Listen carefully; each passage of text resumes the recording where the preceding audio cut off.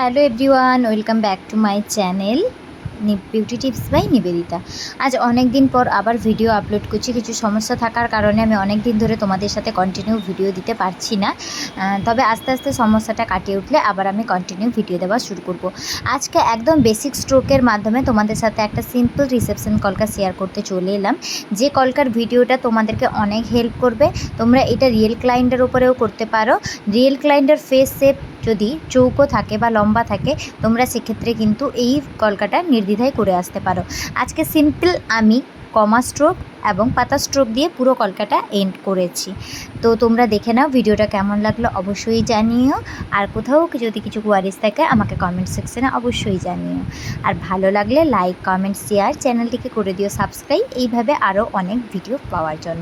তো চলো ডিজাইনটা দেখা যাক।